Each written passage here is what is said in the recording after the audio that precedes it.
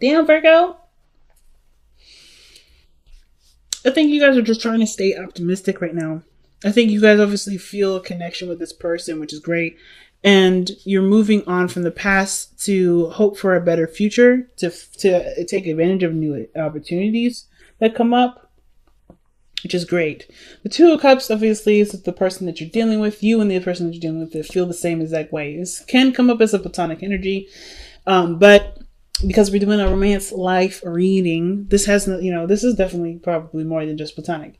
So there's a lot of things that you have in common, a lot of things you feel the same about, and you guys can move in a really good direction with that. So what's how we get that? The Ace of Wands, a lot of passion, excitement, lust is coming back into the relationship. I feel like for some of you guys that are in an established relationship already, you're kind of falling back in love with this person again. Because you're able to leave behind the past and strive for more of a future, a better future, a brighter future, a future where, things, possibilities can, are endless. That's why I feel like with Six of Swords all the ways, is that there's endless possibilities of greatness. And leaving behind the past is one hard thing to do, but you're doing it. Okay? And it's definitely not an easy process, but it's a rewarding process. It's definitely one of the most rewarding processes that I personally believe comes out of the tarot here.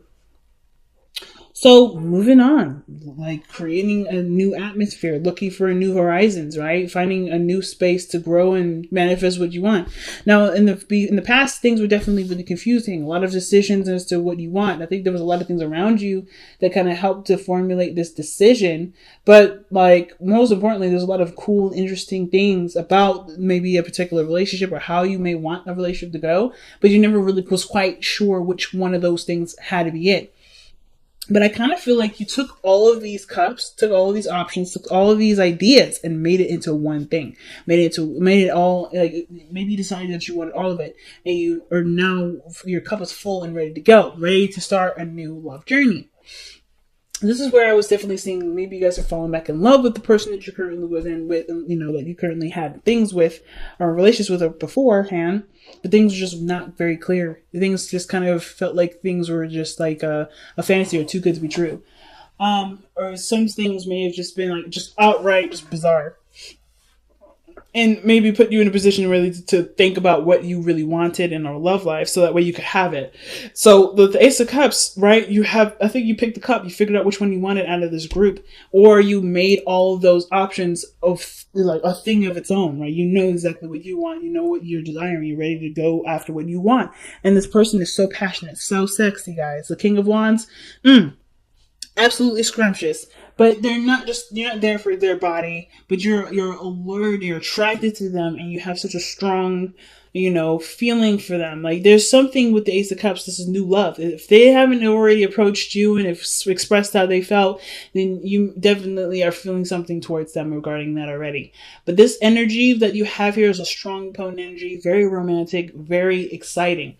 The only thing I have kind of concerned going on right now is this 10 of Wands that's in your future.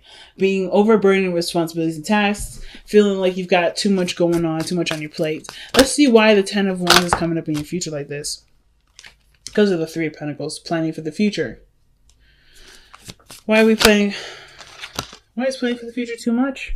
Because because of the 2 of Wands, action needs to be taken. Maybe not sure where to go.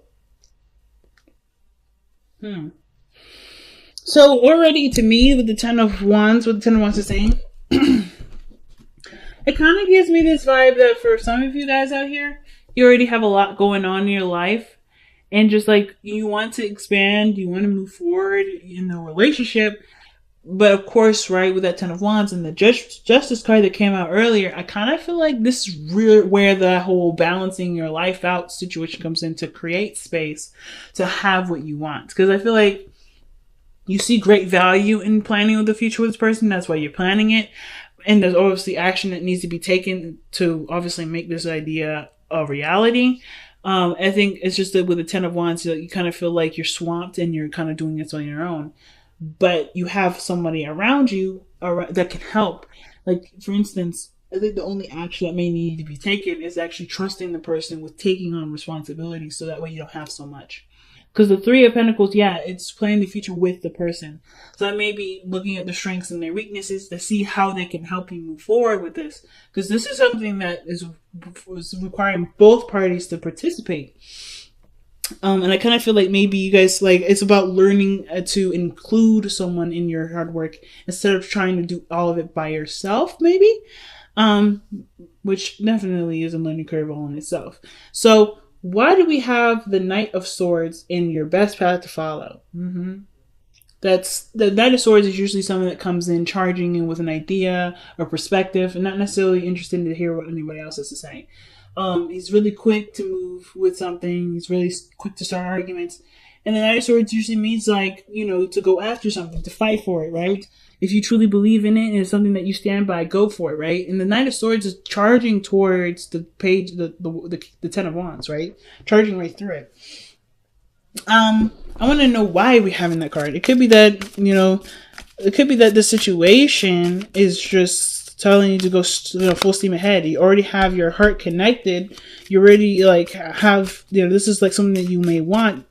Knight of Swords may be saying, hey, going for it is the only way things can actually happen and grow.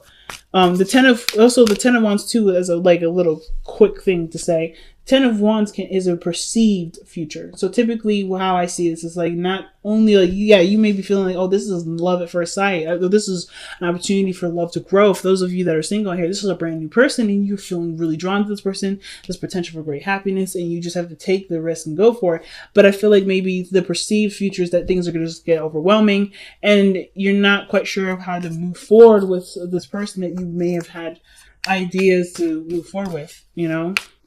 Like, you don't really, like, you're planning to commit to this person or to move forward, but that requires commitment, but you're not really sure either how that's going to go, what's going to happen. Don't let the future be the thing that stops you from pursuing something that has endless possibilities. There's no way to know if you're going to get stuck here with the Ten of Wands or be overburdened with responsibilities and commitments. It may be that, you know, you see that it's going in that direction because, you know, there's a lot of a lot of stuff that you're dealing with, but this person kind of is the only person that kind of makes sense in this whole situation. I don't know. Let's see. Why is the Knight of Wands Virgo's best path to follow? And that's communication. That's Mercury. So I kind of feel like, I mean, even though it's Gemini's ruler is Mercury. So I kind of get this feeling that for a lot of you guys, it's about communicating your truth with this person. You know, just kind of like being honest with yourself, being honest with them. Just go ahead and say it. Kind of rip the bandage off real quick. But yeah, kind of get the feeling just rip the bandage off. Just be honest with yourself about what you feel about this person and commit to it, to be honest. Because I think you're already standing your ground and defending the thing that you're already committed to with the Hierophant. Like, this person is already yours. You're already, like, really kind of solid to get into it. Or the dilemma is committing to something without really having any know about whether or not this person is going to commit to you or not. The Knight of Swords is very quick moving and very fast. And I feel like if you already feel that way, the situation doesn't need to move any slower. It's just like, it's kind of keeping to the authenticity and the genuineness of your emotions by just going however the speed is of your heart, right? If you feel drawn to this person, you want to move forward with this person, you want to see how this goes, you can exclusively date them. It doesn't mean that you're moving too fast. And the Seven of Wands could be like, you know, stand your ground to defend. I feel like, you know, when it comes to the Knight of Swords, be true about what your truth is, right? Be honest, be open. But also be, you know, of course, I wouldn't necessarily say to wait till the person commits to you, but more of like with the Hierophant and the Seven of Wands, there may be something here that you've already committed to in your heart. But you know, as far as the growth of the relationship, commit to what you're willing to commit to and let the other person, you know, and then just kind of discover the person along the way.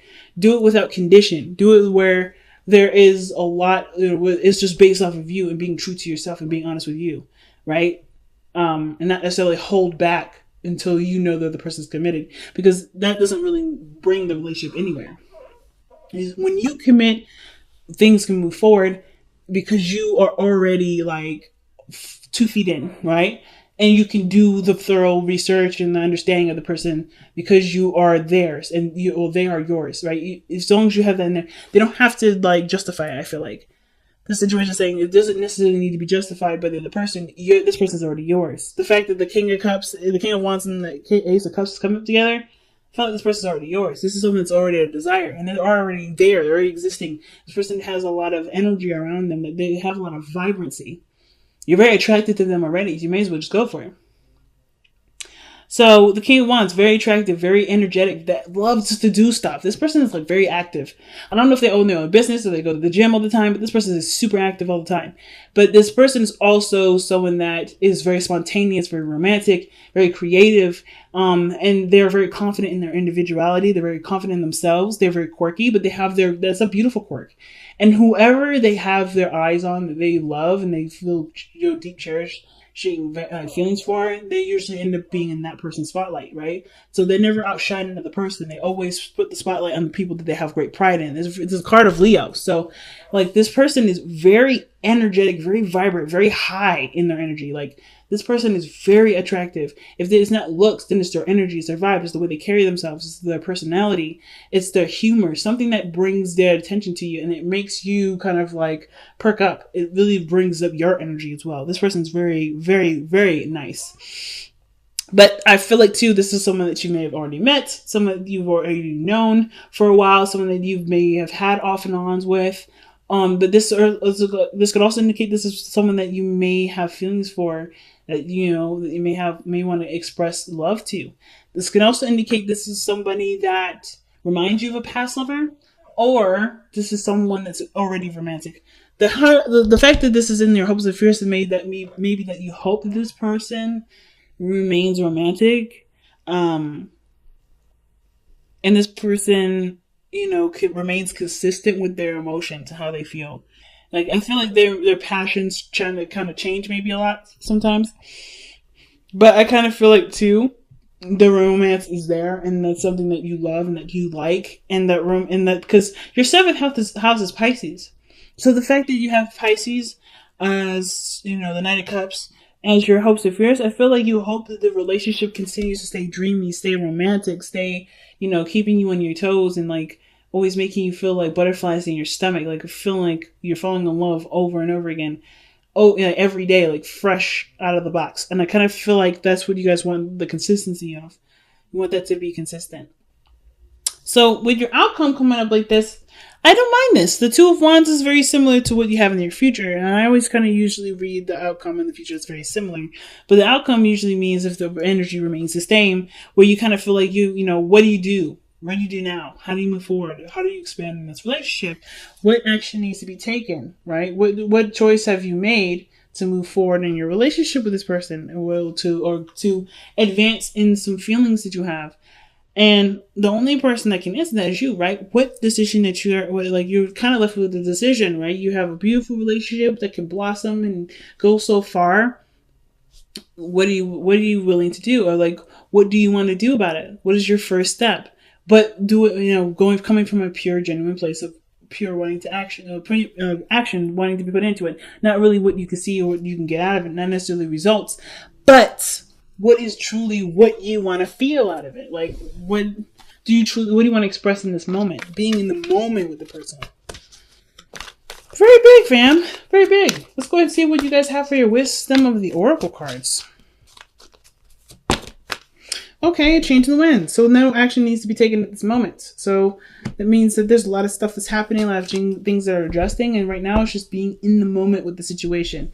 Nothing wrong with planning ahead or anything like that, but you don't want to take action on what's being planned on right now because there's just too much going on. It's probably what you guys were seeing here with the 10 of Wands. There's a lot of stuff happening, a lot of things are changing, and there's nothing wrong with planning for, taking action, but taking those steps towards that plan may not be the ideal right now, okay? And this is surrender your ego. Ooh. Cultivate gratitude, be of service to others, and come from your heart, man. Genuine feelings, like I was saying, coming from the heart, being in the moment. A big ego can work against you, but humility will further your goals. Okay. I'm not gonna lie, I feel like pulling an extra card for that. Why is the surrender your ego card coming out for Virgo?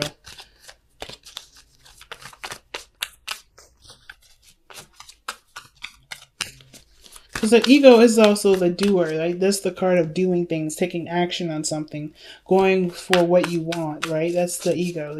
That's usually something that takes action. But and it's the body. It's the mind portion of it. Kind of not really, but it's like the other part of ourselves versus the spiritual. It's the Ten of Pentacles. That's why the card's coming up. Because there's potential for great happiness in this relationship, great abundance in this love life. And the only way for you to, not the only way, but the best way to get this is by not necessarily putting yourself aside, but pretty much putting yourself aside, like letting go of the games that come with the ego, right? Being coming from a genuine place of love and desire, right? Not necessarily one of calculated results, not trying to create something out of something by doing something with a purposeful intent, like doing it because you want to, not because of something you can get out of it.